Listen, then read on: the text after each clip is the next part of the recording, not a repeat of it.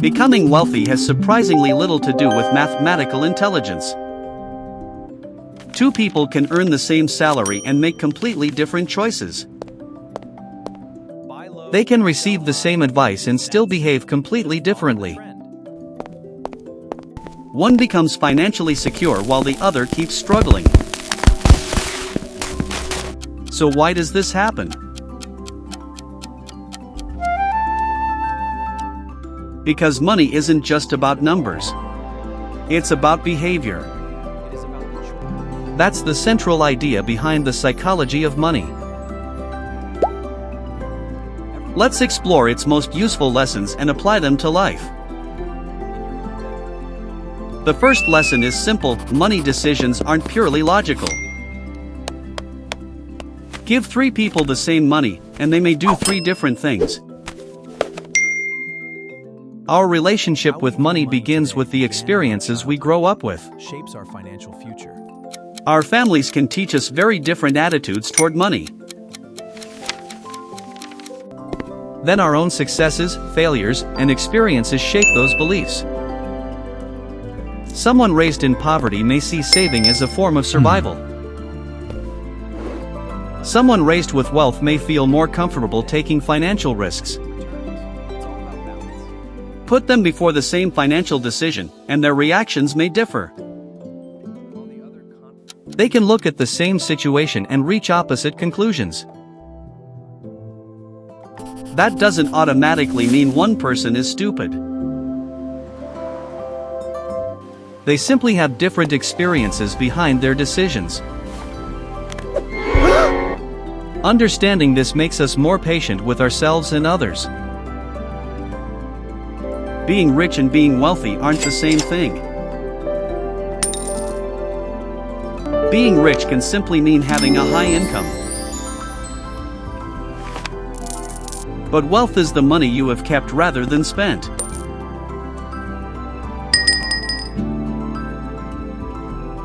A person driving an expensive car may certainly look rich.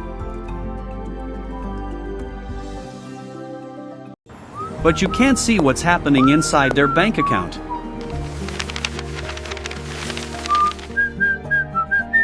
Someone else may quietly invest part of every paycheck.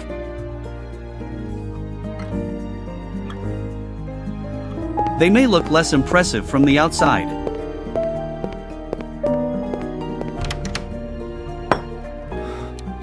But they could actually be far wealthier.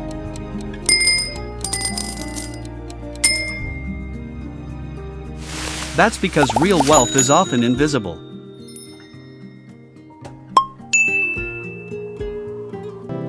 The money you spend is easy for everyone to see.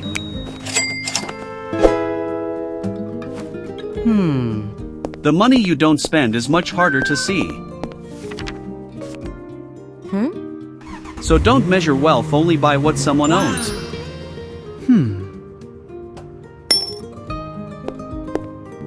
Most people think saving is simply about buying something later.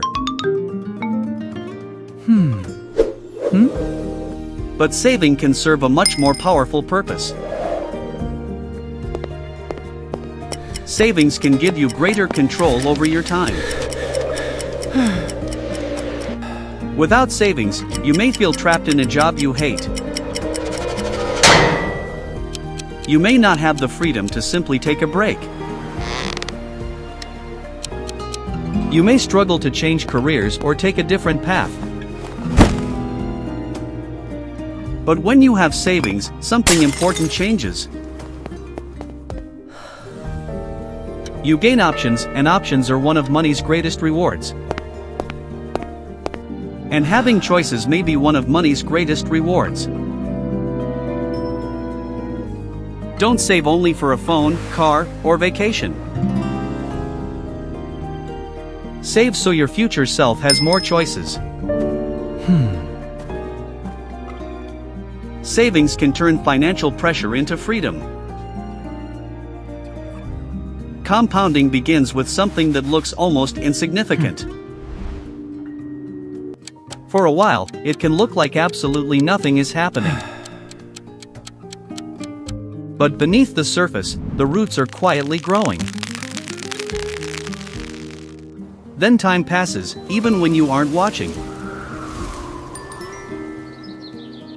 Eventually, the tiny seed becomes something visible. Huh? And given enough time, that small beginning can become enormous. Investing can work in much the same way. Even a small amount can become meaningful over time. The real multiplier isn't just money. It's time. The goal isn't always spectacular returns or getting rich quickly. The key is giving your money enough time to grow.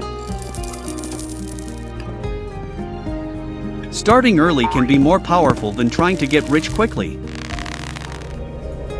Compounding rewards the people who can stay patient. You don't need to react to every short-term change. Small actions become powerful when repeated for years. The lesson is simple: give good decisions enough time to compound. When you buy something expensive, you may think people will admire you. For a moment, everyone seems to notice you.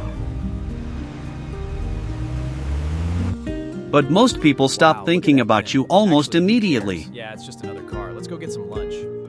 Because they're usually thinking about their own lives.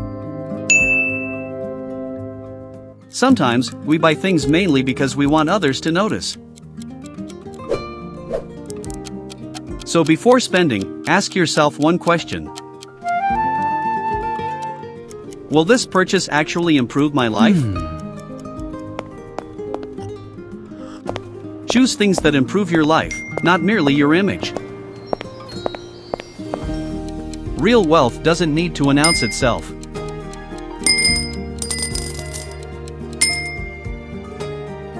Spend for your life, not for someone else's approval.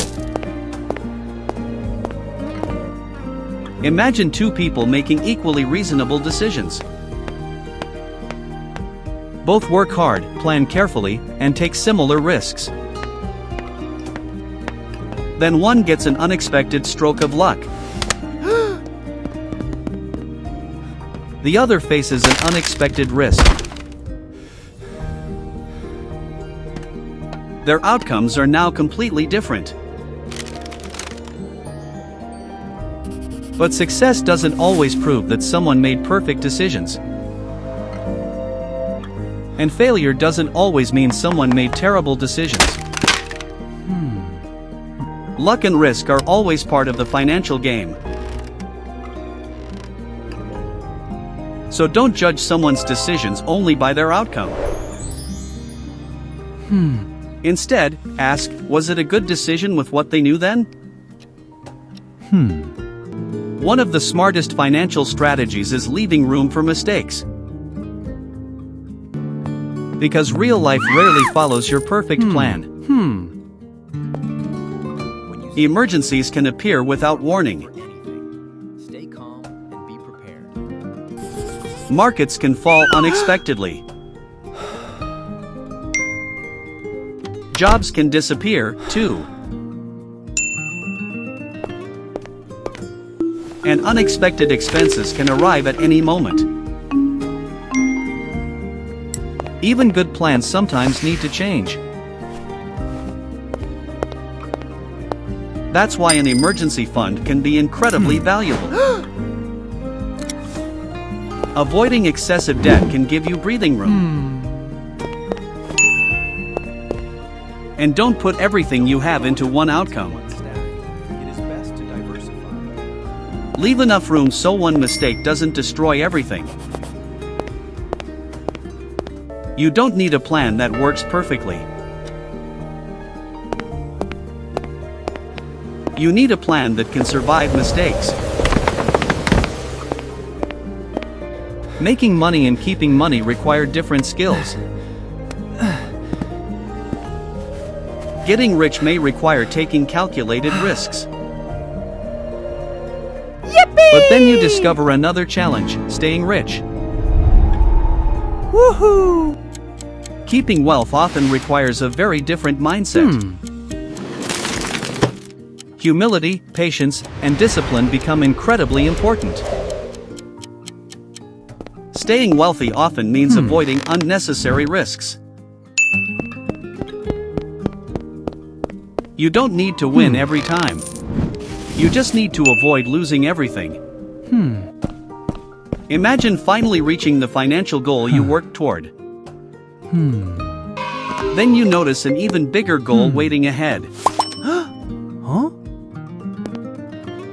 You reach one target, then move the target farther away. You earn more, but suddenly you want even more. Then you compare yourself with someone who has more. And suddenly, the finish line keeps moving. There will always be someone with a bigger house.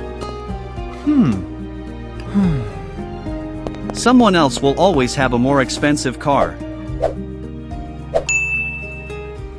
And someone will always have a bigger bank account. Without enough, wealth can become an endless race. That's why you need to decide what enough means for you. Knowing when to stop can be more valuable than earning more. Enough isn't failure. It can be freedom. The world constantly tells us to get rich quickly. Fast money. Fast success. Fast results. But real wealth building is often surprisingly boring. You earn.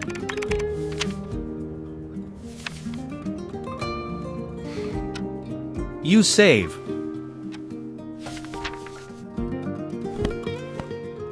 You invest carefully. You avoid unnecessary debt. Then you let time do its work. And you repeat the process again and again. The hardest part isn't finding perfection. It's staying disciplined long enough for your strategy to work. Real wealth is built through patience, consistency, and time. So what is the psychology of money really trying to teach us? Money isn't ultimately about having the biggest number in your bank account. It's about what that money allows you to do. It can give you freedom. It can give you choices. It can reduce stress and make life feel more secure. And most importantly, it can give you control over your time. So learn to save, stay patient, and avoid unnecessary risks. Don't compare your financial life with someone else's. And understand what enough means for you. The greatest financial goal isn't buying everything. It's becoming free enough not to need everything.